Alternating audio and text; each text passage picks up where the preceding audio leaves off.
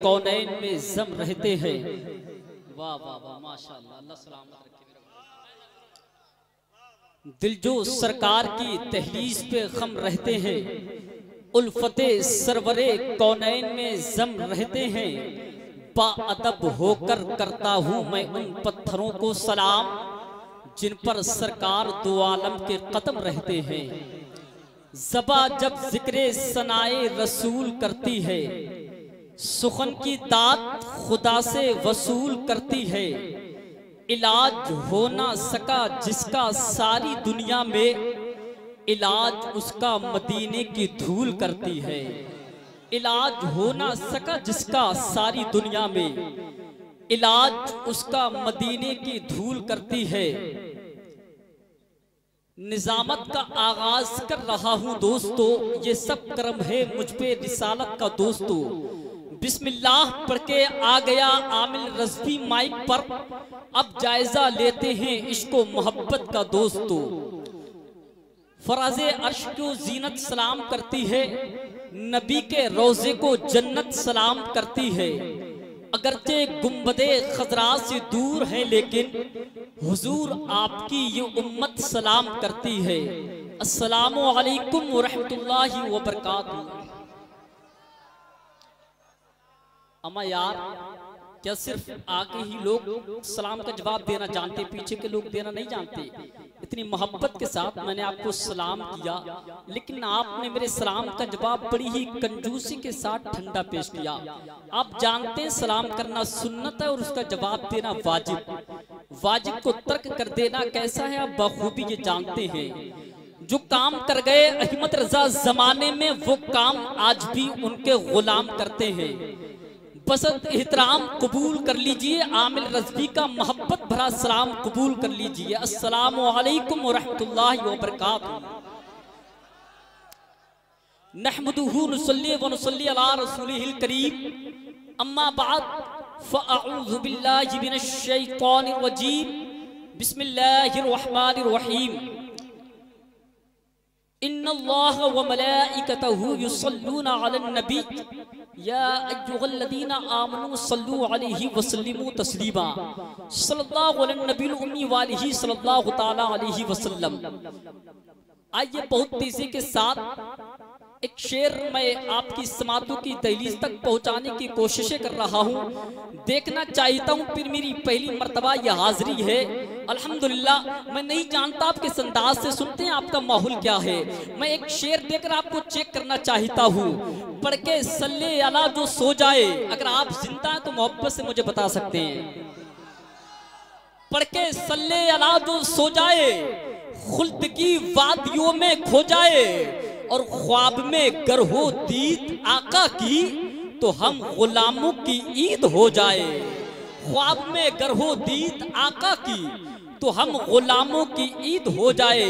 आइए तो बहुत तेजी के साथ उसी नबी हाशमी की बारगाह में दुरूद पढ़ ले, जिनके सदक़े में इस्लाम मिला, जिनके सदक़े में कुरान मिला, जिनके सदक़े में ईमान मिला, जिनके सदक़े में शजर हजर आए, जिनके सदक़े में बरगो समर आए, जिनके सदक़े में खुशको तर आए, जिनके सदक़े में जन्नतो रिज़वा आए। मुअज़्ज़ज़ सामाईन इकराम, हमारा अक़ीदा तो ये है, हमारी जिंदगी नबी की जिंदगी से वाबस्ता है।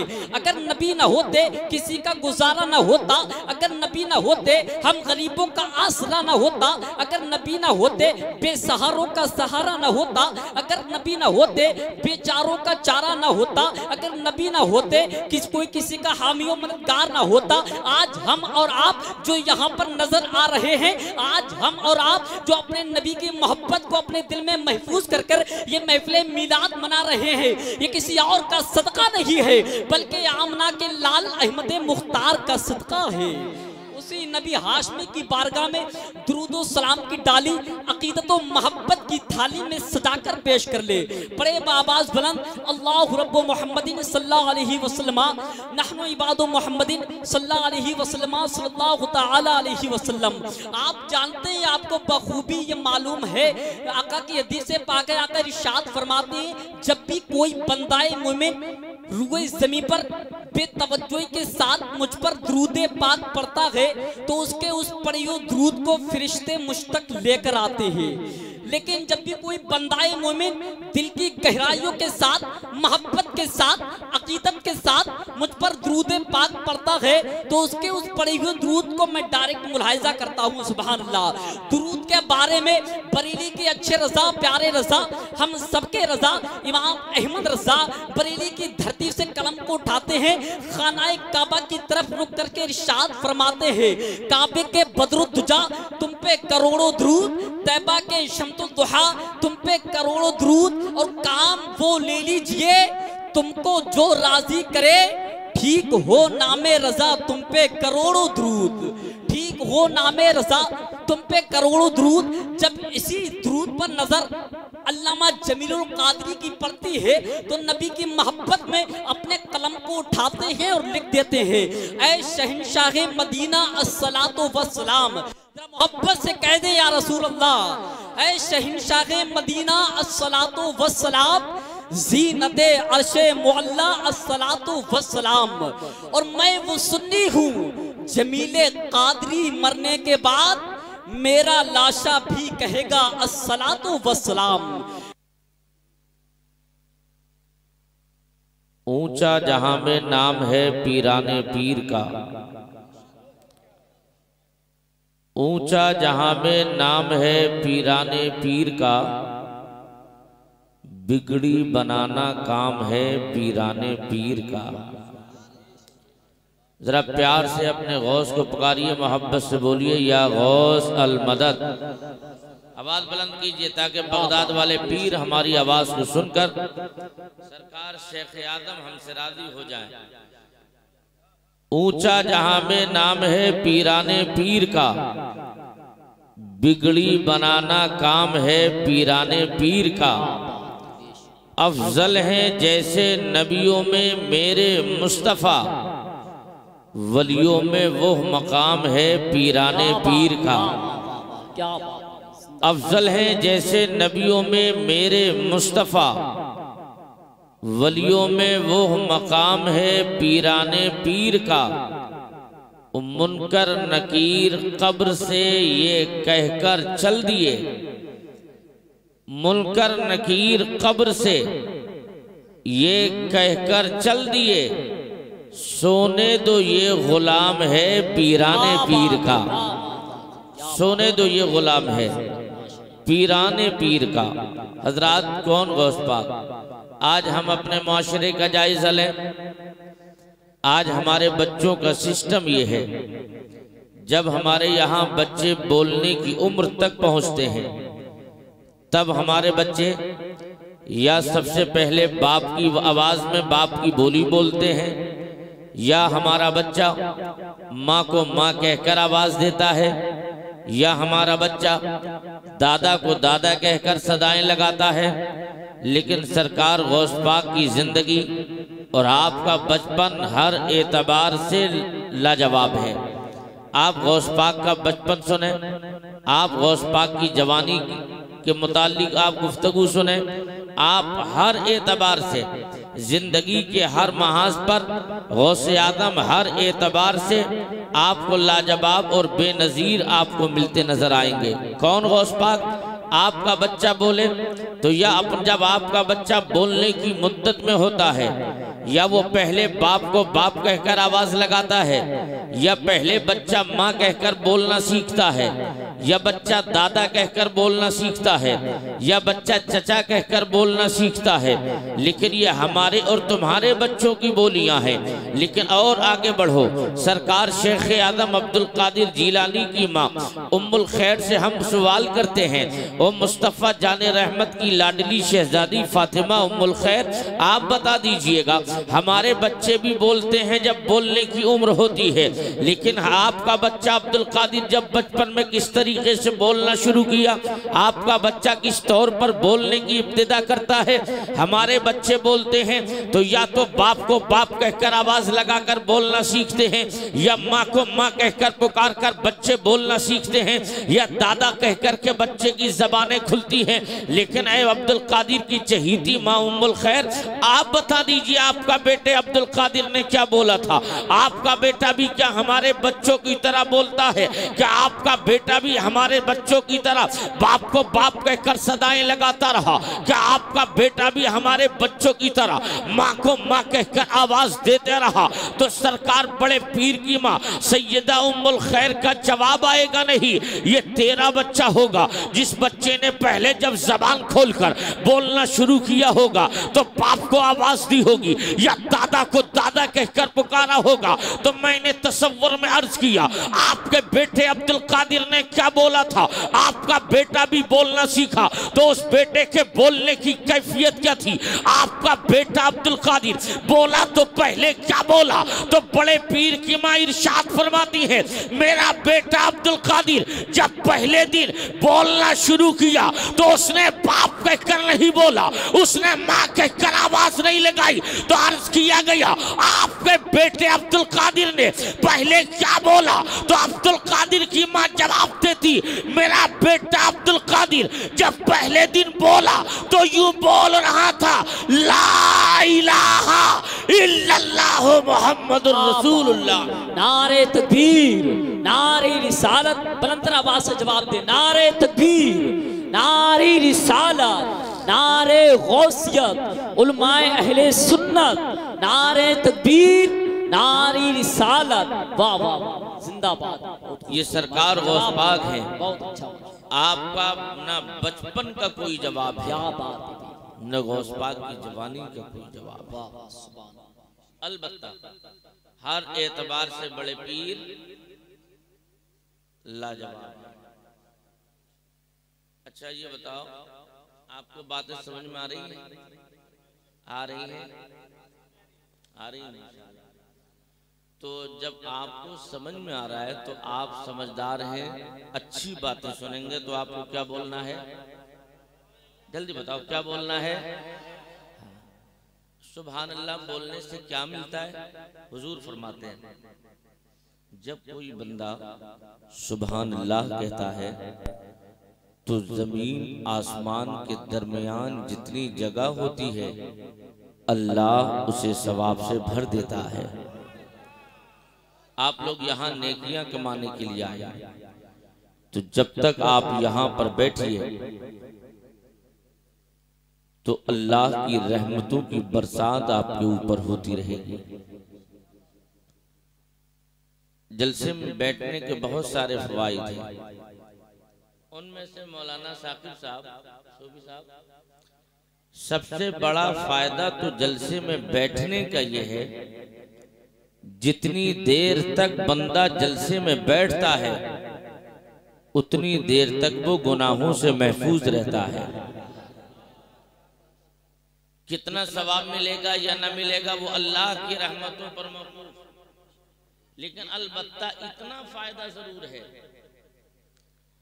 कि जब तक आप बैठेंगे तो न आप किसी की बुराई कर सकते हैं, न किसी की सुन सकते हैं। अगर सुनेंगे भी तो सिर्फ अल्लाह व रसूल की बातें सुनेंगे, और बोलेंगे भी तो कुछ और नहीं, अपने रब की पाकी को बयान करते नजर आएंगे।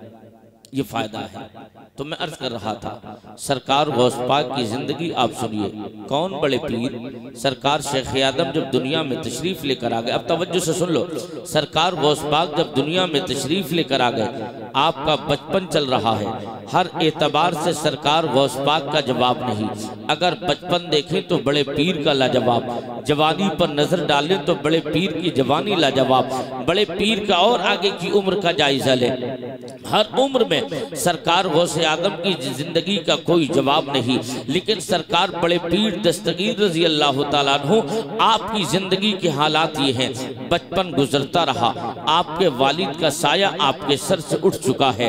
अब दिल में ख्याल पैदा हुआ, इलाके के मकतब में बड़े पीर पढ़ने के लिए चले गए, कुरान करीम की तालीम को मुकम्मल कर लिया, माँ की बारगाह में आ गए, और जब माँ की बारगाह में बड़े पीर हाजिर हुए, अर्ज करते हैं वालिदे मुकर्रमा। अब दिल करता है किसी बड़े मदरसे में पढ़ने के लिए, आला तालीम के लिए। मैंने फला जगह के मदरसे के बारे में लोगों से सुना है, वहाँ तालीम का मेयार बहुत बुलंद है, वहाँ पर तालीम बेहतर होती है। आला तालीम के लिए मुझे उस जगह मदरसे में जाना है, फला जगह मदरसे में जाना है, इतना सुनना था। आपकी माँ ने इरशाद फरमाया, ओ बेटे अब्दुल कादिर, अगर तुम किसी और काम के लिए कहते तो मैं तुम्हें इजाजत न देती, अलबत्ता पढ़ने के लिए बोला है ना, तो मुस्तफ़ा के दीन के सीखने के लिए मैं तुम्हें इजाजत दे रही हूँ। और उम्र का वो पड़ाव चल रहा है आपकी माँ का, आपकी माँ बुढ़ापे की दहलीज पर है, आपकी माँ पर काफी बुढ़ापा आ चुका है, लेकिन उस बुढ़ापे के बावजूद अगर कोई अपने बुढ़ापे को सहारे को पढ़ने के लिए भेज रहा है और उस पर उस कैफियत के साथ में इरशाद फरमाती है आपकी माँ, वो बेटे अब्दुल कादिर तेरे वालिद का जब इंतकाल हुआ उस वक्त उन्होंने 80 अशरफियों को छोड़ा था और 80 अशरफियों में से तरके में जो 80 हैं उनमें से 40 तेरे दूसरे भाई के लिए रख दी जा रही है और 40 का तू हकदार है, इनको तू अपने साथ ले ले। अब बड़े पीर ने उन 40 अशरफियों को लिया, सरकार गौस पाक अब मदरसा जाने की तैयारी कर रहे हैं। तब काफला, एक काफला निकला, दूसरा निकला, अलबत्ता कई काफले गुजरते गए, मगर जहां जाना था उस जगह उस रास्ते जाने वाले काफले के साथ जैसे ही बड़े पीर जा रहे हैं दरवाजे पर आ गए और जैसे ही दरवाजे पे बड़े पीर ने कदम रखा, माँ को आखिरी सलाम करने की कोशिश में है, तो फौरन आपकी माँ ने इरशाद फरमाया था, बेटे अब्दुल कादिर जा रहे हो मदरसा पढ़ने के लिए, अब जाते जाते माँ की एक नसीहत और वसीयत सुनते चले जाओ। अगर ये जिंदगी में मुलाकात हो जाए तो तुम इसको नसीहत समझते रहना, अगर मुलाकात ना हो सके तो माँ की वसीयत समझ लेना। बेटे अब्दुल कादिर जा रहे हो? हाँ जा रहा हूँ। अब हम अपने मदरसे का जायजा ले। लेकिन अब्दुल कादिर की माँ ने फरमाया था, ओ बेटे जा रहे हो चले जाओ, लेकिन एक बात का ख्याल रखना, हालात कितने ही पेचीदा हो, हालात कितने ही पुरखतर हो, हालात से कैसे ही जूझना पड़ जाए, मगर मेरे लाल हर कीमत पर तुम्हें सच बोलना है, झूठ नहीं बोलना है। अब हम अपने बच्चे, अपने माशरे का जायजा ले। आज ये उलमा स्टेज पर मौजूद है, इनकी ये मदारिस के अलग अलग मदरसों के जिम्मेदारान है।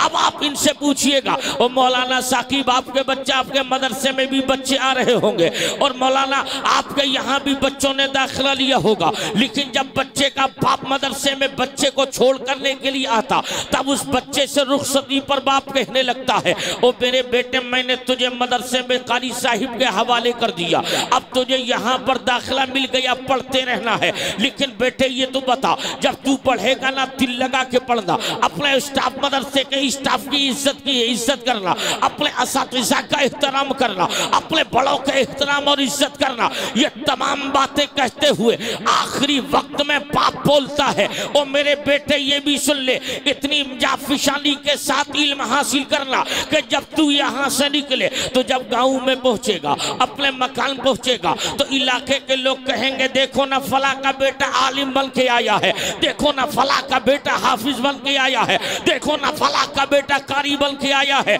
इस तौर पर तुझे इल्म हासिल करना है ताकि तेरा नाम भी रोशन हो और तेरे साथ तेरे बाप का नाम भी रोशन हो। लेकिन हजरात ये हमारे यहाँ का दस्तूर है। लेकिन अब्दुल कादिर जीलानी आपकी माँ इरशाद फरमाती है, बेटे अब्दुल कादिर झूठ नहीं बोलना, सच बोलना। मैंने तसव्वुर में अर्ज किया, अब्दुल कादिर की माँ आपको बोलना चाहिए था। अब्दुल कादिर से फरमाती, मेरे लाल तू मदरसा जा रहा है, तुझे दिल लगा के पढ़ना है, मदरसा जा रहा है, तुझे दिल जमाई के साथ पढ़ना है, मदरसा जा रहा है, असातिज़ा का एहतराम करना है, मदरसा जा रहा है, तमाम तलबा के साथ मेल जोल करके एक साथ रहना है। लेकिन ये तमाम बातें नहीं, अगर बोला है तो ये बोला, बेटा हालात पर खतर हो मगर झूठ नहीं बोलना, हालात कितने ही खतरे से खाली ना हो मगर झूठ नहीं बोलना।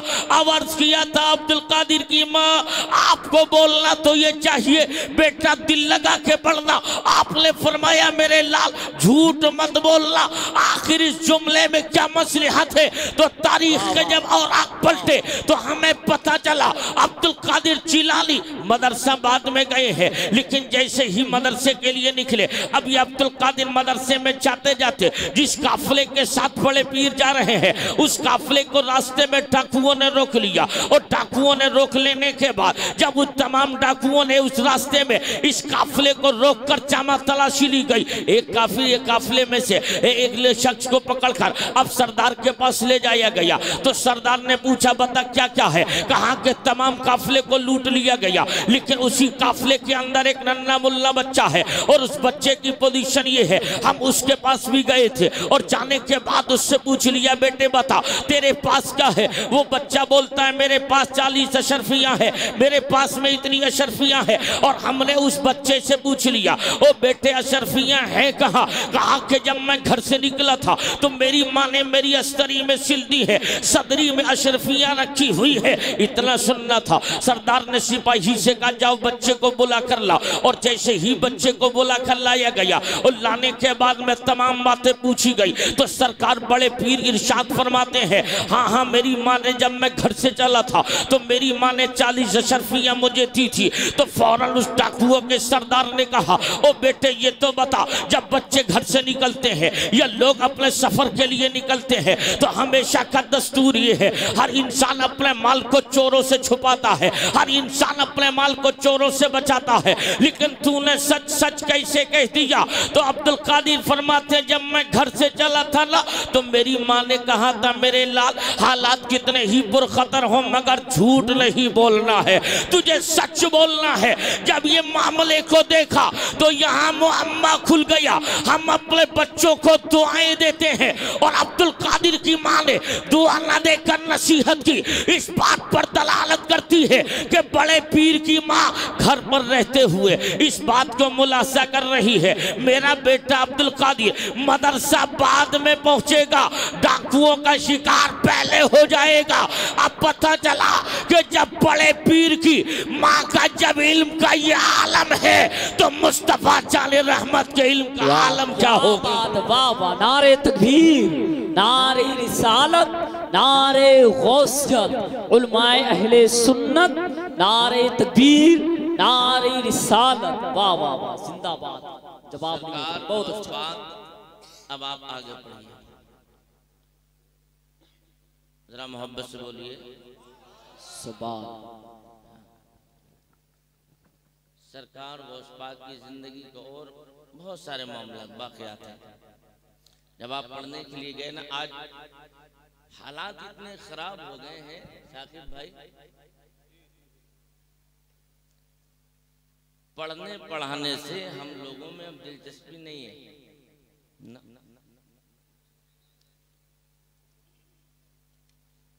उलमा की बातें हमें अच्छी नहीं लगती, बस सिर्फ जो है दिखावे के तौर पे हम करीब होने की कोशिश में रहते हैं। सरकार गौस पाक को आप पढ़ें। सरकार गौस पाक जब पढ़ने के लिए गए ना तो अपने घर से चले गए, कई साल तक आप वापस नहीं आए, कई साल तक वापस नहीं आए। आपकी माँ बूढ़ी है और बूढ़ी इस तौर पे तकरीबन 55 या 60 साल के बीच में सरकार गौस पाक पैदा हुए जब आपकी उम्र शरीफ इतनी थी। एक रिवायत में 60 साल से ऊपर है। इस उम्र में पहले तो बच्चे पैदा नहीं होते और ये भी अल्लाह की एक शान है, आप दुनिया में जलवगर हुए। अब मुझे आप ईमानदारी से बताओ, बाप का इंतकाल हो गया, गौस पाक घर में बड़े हैं तो घर की तमाम खर्चों की जिम्मेदारी बेटे की होती कि नहीं? अरे बोलो भाई, होती है ना। लेकिन गौस पाक पढ़ने के लिए जा रहे हैं और जब पढ़ने के लिए जा रहे हैं तो माँ ने नसीहत की थी एक मर्तबा, बेटे जा तो रहे हो लेकिन जब आलिम बन जाओ तब घर वापस आना। आप जुमले पे गौर करें, जब आलिम हो जाओ तब वापस आना। आप 2-2.5 साल तक मदरसे में रहे, तो एक काफिला आपके इलाके से गया, मुलाकात हो गई। उन काफिले वालों ने पहचान लिया, पहचान कर कहने लगते हैं, बेटे अब्दुल कादिर जीलान से हो ना? हाँ।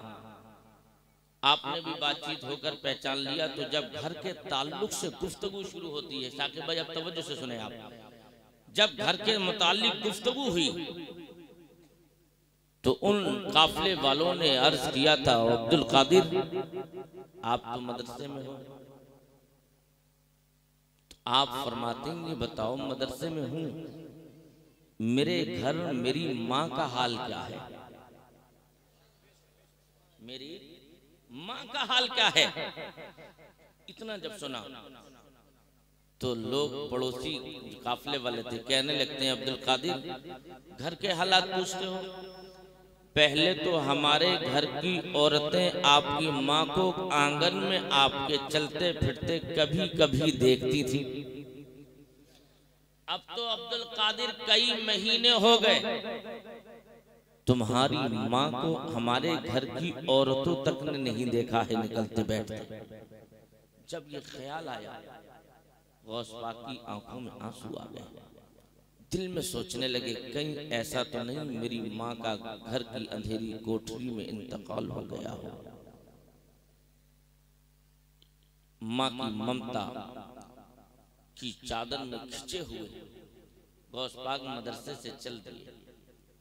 और जब मदरसे से चले, महीनों का सफर तय करते करते पैदल पैरों में छाले पड़ गए। रात के आखिरी पहर अपने आबादी में पहुंचे। अब आप खुद अंदाजा लगाएं, आज हमारे भाई अगर परदेश में हो, 2-4 साल से माओ ने अपने बच्चों को न देखा हो, जब उनके आने की खबर मिलती है तो हमारे माएँ या बहनें या भाई उन्हें एयरपोर्ट लेने के लिए पहुंच जाते हैं और कोशिश करते हैं कि एयरपोर्ट के शीशे से अगर पहली नजर पड़े तो भाई की मेरे ऊपर, मेरी भाई के ऊपर पड़ जाए। माँ भी यही सोचती है।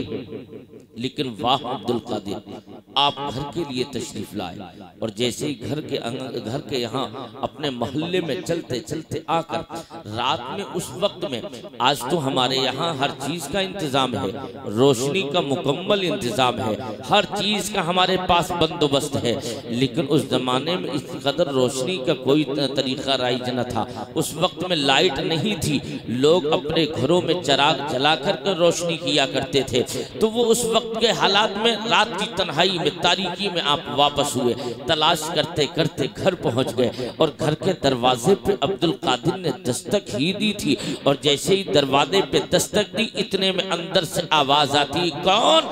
आप अर्ज करते हैं, माँ तेरा बेटा अब्दुल कादिर आ गया है।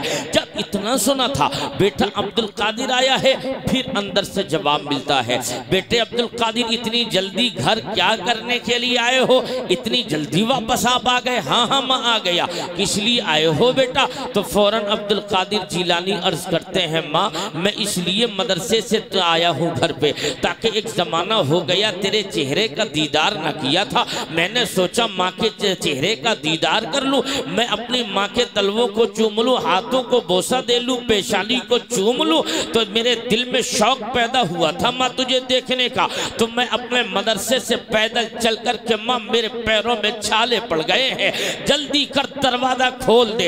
इतने में फिर अंदर से आवाज आती है, बेटे अब्दुल कादिर ठहरे रहो, अभी अंदर आने की कोशिश मत करना, मैं आपसे पूछना चाहता हूँ, एक हमारी माँ है और गौस पाक की माँ में कितना बड़ा फर्क है। लेकिन आज हम अपने मुआशरे का जायजा लें, मगर वाह अब्दुल कादिर तेरी अजमतों पे लाखों सलाम, वो शेख आदम तेरी रिफात पे लाखों सलाम। सरकार बड़े पीर दस्तक पे दस्तक दिए जा रहे हैं, मगर अंदर से कोई जवाब आने का न मिल सका।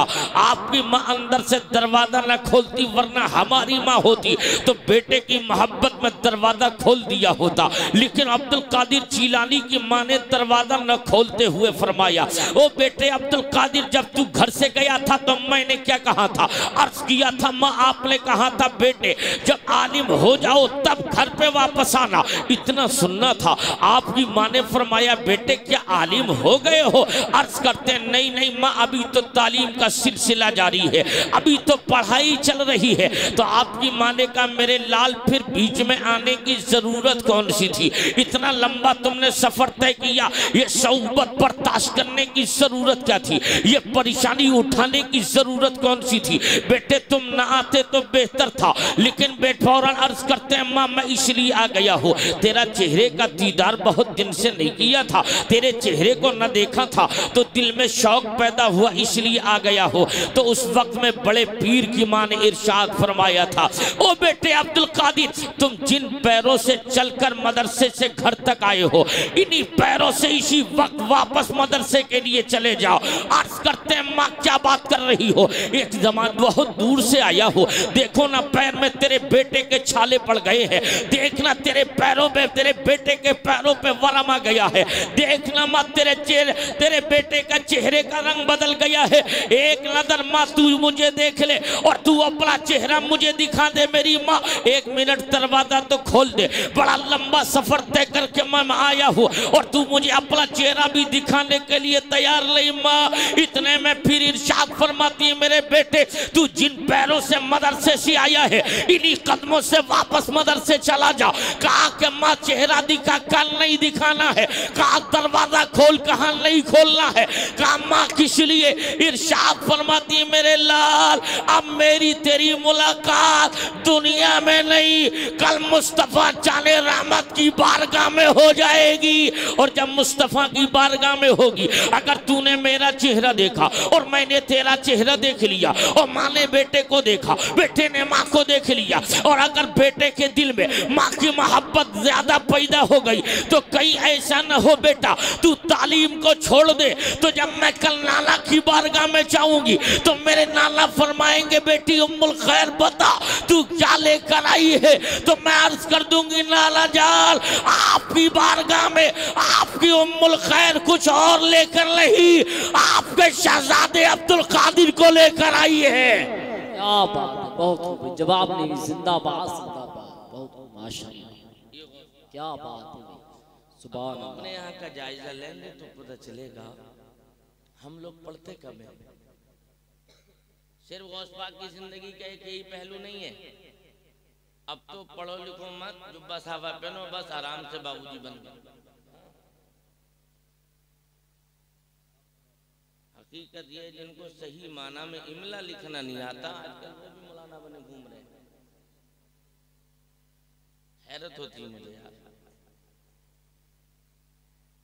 दूसरी चीज ये है, असल मकसद पे आप आइए।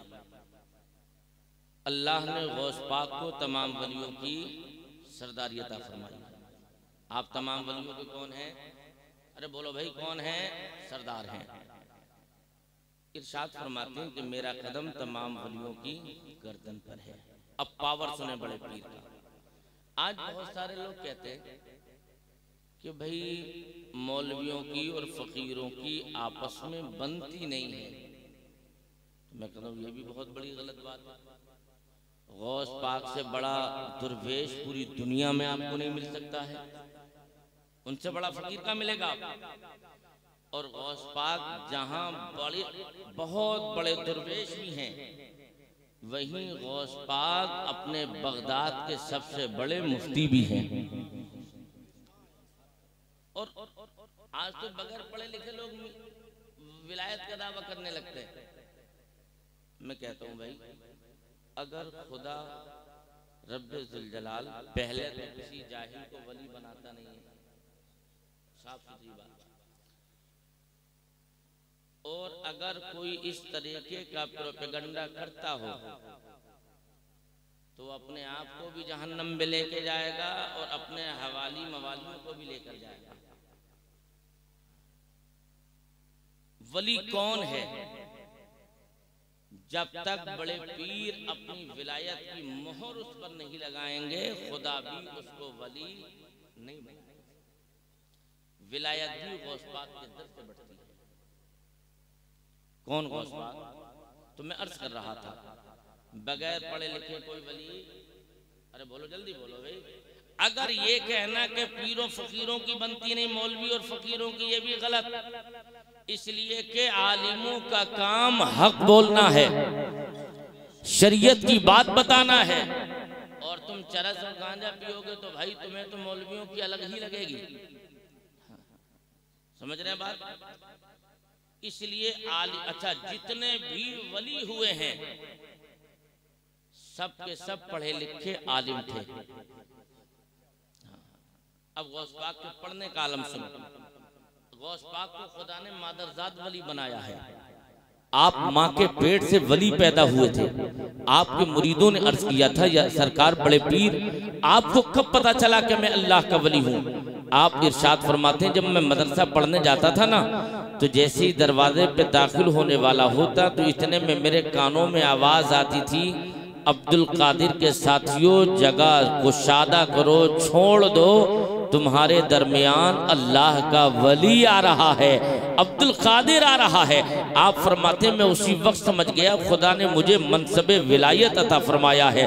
अब आप अंदाजा लगाइएगा मेरे भाई कि सरकार गौस पाक का मर्तबा और मकाम क्या है। आपने कई साल तक पेड़ों के पत्ते और छाले खा खा कर इल्म हासिल किया है। आपने इल्म दीन की फजीलत को बयान किया है, इल्म कैसे सीखना चाहिए। लेकिन सरकार गौस पाक की जिंदगी का एक यही शोबा नहीं, बल्कि गौस पाक की जिंदगी का दूसरा शोबा यह है, सरकार गौस पाक ने 40 साल तक ईशा के वजू से फजर की नमाज को पढ़ा है। आप जब गौस पाक की जिंदगी को पढ़िएगा, सिर्फ गौस का नाम लेने से कुछ नहीं होने वाला, आपको गौस की जिंदगी को अपनी जिंदगी में शामिल करने की जरूरत है।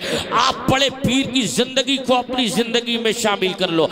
यकीनन जब गौस की जिंदगी तुम्हारी जिंदगी में शामिल हो जाएगी, तुम्हारी जिंदगी में इनकलाब पैदा हो जाएगा, तुम्हारी जिंदगी में 4 चांद लग जाएंगे। अब बड़े पीर दस्तगीर पढ़ लिख कर जब फारिग हो गए, और फारिग हो जाने के बाद अपने मदरसे के अंदर आपने मसनद तदरीस पर जब आप विराजमान होते हैं, आपके यहाँ पर तमाम इलाके के लोग पढ़ने के लिए आ रहे हैं। पूरे इलाके में अतराफ जवानी में चर्चा है। देखो ना यार, बगदाद के अंदर एक बच्चा अब्दुल कादिर नाम का आलिम बना है, और वो ऐसा आलिम है कि जिस तरफ भी अपना कलम चलाता है हर एतबार से वो लाजवाब है। फिक़ह सीखने के लिए लोग गौस पाक की बारगाह में आ रहे हैं, हदीस पढ़ने के लिए लोग गौस पाक की बारगाह में आ रहे हैं, उसूल हदीस सीखने के लिए लोग गौस पाक की बारगाह में आ रहे हैं। हजरात, सरकार बड़े पीर दस्तगीर है, उसी खानकाह में बैठ करके दरस तदरीस अंजाम दे रहे हैं। अब बड़े पीर की बारगाह में सिर्फ तलबा ही नहीं, उस जमाने के औलियाए कामिलीन भी आपकी बारगाह में हाजिरी देने के लिए आ रहे हैं। और हाजिरी का आलम बड़े पीर के दरबार का ये है। एक मर्तबा हजरत अली बिन हेती आपके दरवाजे पर खड़े हैं, और दरवाजे पे खड़े खड़े क्या देखते हैं, अचानक सरकार शेख आदम अब्दुल कादिर जीलानी अपनी खानकाह में बैठे हुए हैं, और एक शख्स आया, और आने के बाद में आपकी खानकाह में चला गया। उस वक्त में कोई भी इंसान आपकी खानकाह में न था, आप थे, वो जवान था, और जवान इतना खूबसूरत चेहरे वाला था कि जिसके चेहरे की खूबसूरती का कोई जवाब नहीं। जैसे ही वो आया, आप दरवाजे पर रुककर कभी उस जवान को देखते हैं, कभी बड़े पीर का चेहरा देखते हैं, और देखते देखते जवान कुछ देर अंदर रहा, और अंदर रहने के बाद बाहर आ गया, और बाहर आने के बाद कुछ देर तक दिखा, फिर गायब हो गया। सरकार बड़े पीर की बारगाह में अली बिन हेती चले गए, और जाकर अर्ज किया था, सरकार ये तो बता दीजिएगा आखिर ये कौन जवान था कि जिस वक्त में ये आया था तो पूरा दरबार खाली था, अकेले बैठकर आपसे बात कर रहा था। इस वक्त में ये आया था तो कोई और नहीं था, आप अकेले बैठकर के इससे जवान से गुफ्तगू और कलाम कर रहे थे। लेकिन सरकार ये तो बता दीजिएगा, ये बगदाद का कोई रहने वाला तो नहीं, खानकाह के अतराफ का कोई रहने वाला भी नहीं लगता, इस बगदाद का रहने वाला भी नहीं लगता। लेकिन ये नया जवान था तो था कौन? तो बड़े पीर दस्तगीर फरमाने लगते हैं, वो अली बिन हेती तू जानता है? अर्ज किया, नहीं सरकार, मैंने जानने की कोशिश की मगर पहचान न सका। तो बड़े बड़े पीर इरशाद फरमाते हैं, ऐसा ऐसा है अली बिन हेदी ये कोई आम इंसान नहीं था। तो अर्ज किया था आका जब आम इंसान नहीं था तो कौन था? क्या इंसान नहीं था तो था कौन? तो बड़े पीर इरशाद फरमाते हैं ऐसा है अली बिन हेदी ये कोई इंसान नहीं, ये रमजान का चांद था, रमजान का चांद, और जो आकर के मेरी बारगाह में इजाजत तलब कर रहा था और अर्ज कर रहा था हुजूर अगर आप आज इजाजत दे देंगे तो आज 29 तारीख को चांद निकल कर कल मैं जमाने भर की ईद करा दूंगा, अगर आज इजाजत ना मिली तो कल निकलूंगा और परसों जाकर ईद करा दूंगा। इससे पता ये चला, बड़े पीर फरमाते अली बिन हेदी सुन ले, जब ये महीना शुरू होता है तो मेरे दरबार में हाजिरी देता है, साल शुरू होता है तब मेरे दरबार में हाजिरी देता है, जब ये सूरज निकलता है तब हाजिरी देता है, हफ्ता शुरू होता है तब हाजिरी देता है। पता ये चला अब्दुल कादिर की हुकूमत सिर्फ ज़मीन पर नहीं बल्कि पूरी कायनात पर। ये गौस पाक है, चांद निकले तो गौस की बारगाह में सलामी पेश करें। अब सरकार गौस पाक की बारगाह में, अब मैं अर्ज कर रहा हूँ बस आखिरी मरहले में गुफ्तगू है।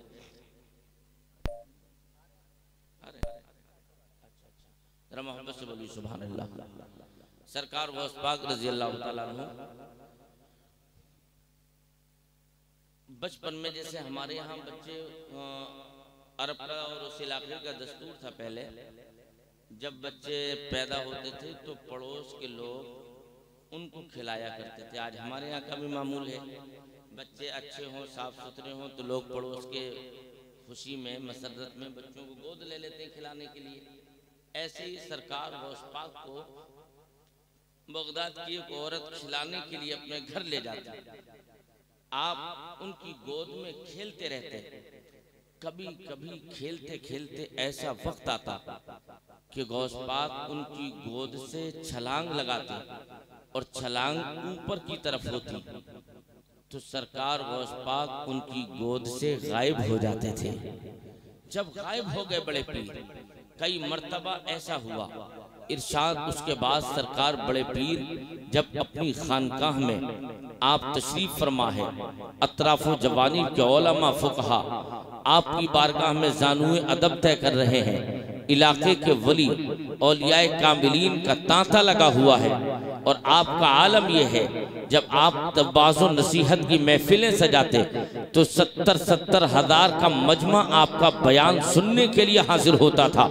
अब उसी पीरियड में ये वही औरत जिसने बचपन में बड़े पीर को गोद में खिलाया था और खिलाने के साथ साथ उस औरत ने अर्ज किया था, जैसे ही खानकाह के दरवाजे पे कदम रखा और रख लेने के बाद इरशाद फरमाया ऐसा है बेटे, इरशाद अर्ज करती हैं फरमाने लगती हैं बेटे अब्दुल कादिर, एक जमाने से एक ख्वाब मेरे दिल में था, एक जमाने से एक हसरत मेरे दिल में पल रही थी और मैं उसी हसरत को अपने दिल में लेकर एक जमाने से सोच रही थी कि एक ऐसा वक्त आएगा कि मैं अपने बेटे अब्दुल कादिर के पास जाकर उस सवाल का जवाब तलब करूंगी। लेकिन बेटे अब्दुल कादिर एक जमाना हो गया, लेकिन उसी सवाल को मैं अपने सीने में रखे हुई हूँ, लेकिन उसके बावजूद मेरे बेटे अब्दुल कादिर उस सवाल का मेरे पास में कोई हल और जवाब ना मिल सका। अब्दुल कादिर जिलानी अर्ज करते माँ बता ते क्या पूछना चाहती है, आखिर बता तेरे दिल का हाल क्या है, क्या तू राय लेना चाहती है, क्या सवाल करना चाहती है।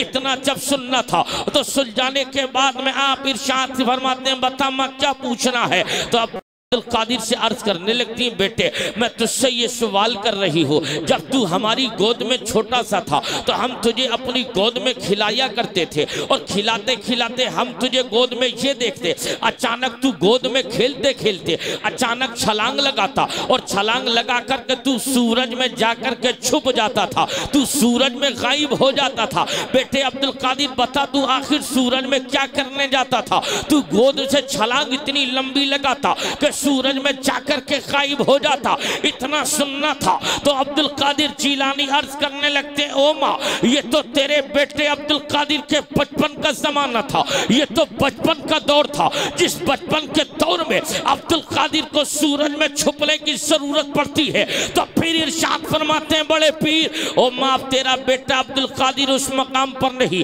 अब तेरे बेटे अब्दुल कादिर का मकाम तो ये है। कहा माँ बता क्या मकाम है, पहले तो मुझे सूरज में जाना पड़ता था तो सरकार बड़े पीर की माँ, सरकार बड़े पीर उस औरत से इरशाद फरमाते हो, माँ अब तो मेरा हाल ये है, उस वक्त में तेरे बेटे को सूरज में छुपने जाने की जरूरत पड़ती थी, लेकिन अब्दुल कादिर इस मकाम पे है, अगर आसमान के ये 70 सूरज भी हो तो अब्दुल कादिर सबको अपने अंदर छुपाने की ताकत रखता है। ये गौस पाक है।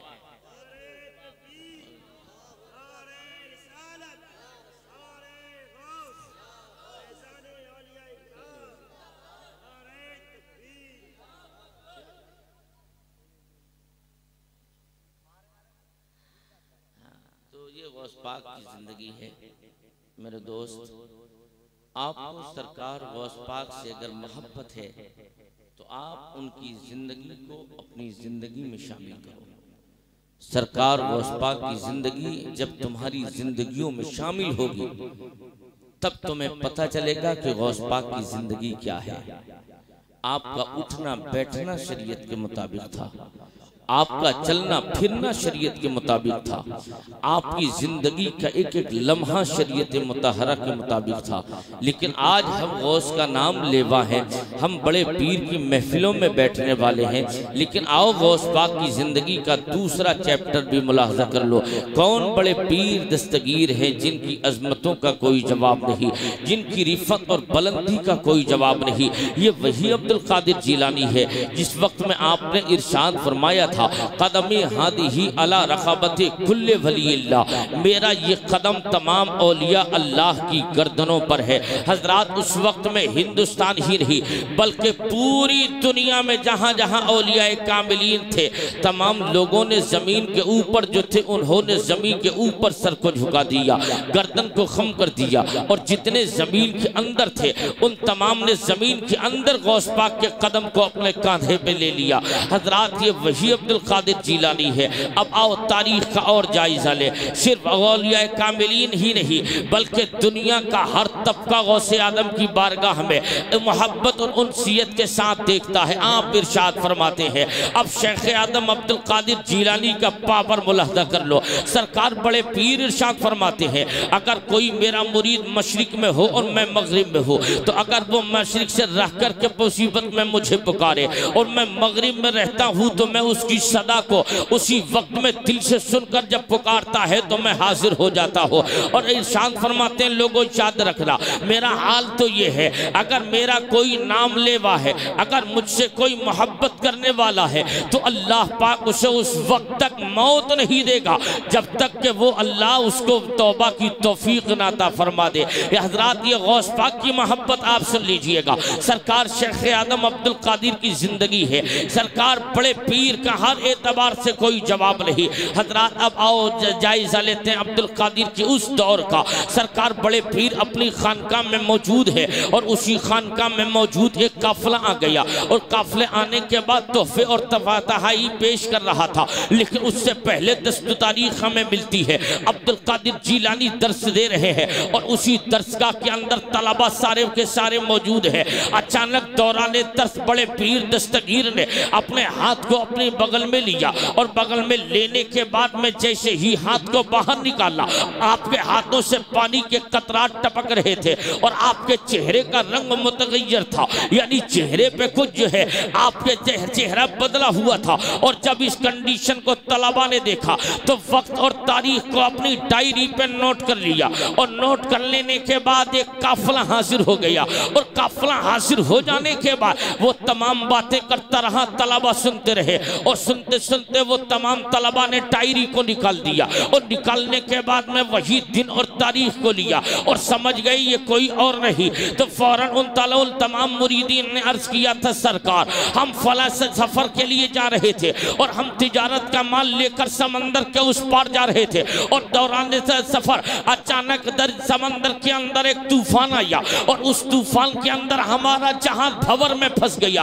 अल करीब हमारा जहाज जो है हिच हिचकोले खाकर वही डूब जाता और हम सारे के सारे लोग समंदर में डूब कर मर जाते। लेकिन वो बड़े पीर ये तो बता दीजिएगा, उस वक्त में सारे के सारे लोग मर जाते, लेकिन उस मुसीबत की घड़ी में सरकार हमने उसी समंदर में से आपको पुकारा था और आपको पुकार कर अर्ज किया था, या गौस अल मदद का नारा लगाया था। जैसे ही हमारा नारा लगाना था तो हमने देखा उसी समंदर की सतह पर एक हाथ नमूदार हुआ। उस हाथ ने हमारे जहाज को का हाथ लगाया और हमारे जहाज को साहिले समंदर पहुंचा दिया। हमारा जहाज किनारे से लग गया और जैसे ही जहाज किनारे से लगा तो हम वापस आकर आपकी बारगाह में तोहफे और तहाई पेश कर रहे हैं। जब ये कंडीशन देखी और देखने के बाद तलबा समझ गए, जिस वक्त में मुरीदों ने पुकारा था और मुरीद समंदर में बैठ करके जहाज में, जब भंवर में समंदर में जहाज फंसा था तो उस वक्त में पुकार रहे थे या गौस अल मदद, तो बड़े पीर ने अपने हाथ को बगल में दिया था और बगल में देने के बाद में हाथ निकाला, पानी टपक रहा था। तो इसका मतलब ये है कि हाथ तो बड़े पीर का बगल में जा रहा था, लेकिन हकीकत में बड़े पीर का हाथ समंदर में मुरीदों का जहाज निकाल रहा था। हजरात, ये बड़े पीर का पावर है। अब यहाँ बात रोक कर अर्ज करता चलो, जब बेटे अब्दुल कादिर के पावर का ये आलम है तो मदीने वाले मुस्तफा के पावर का आलम क्या होगा।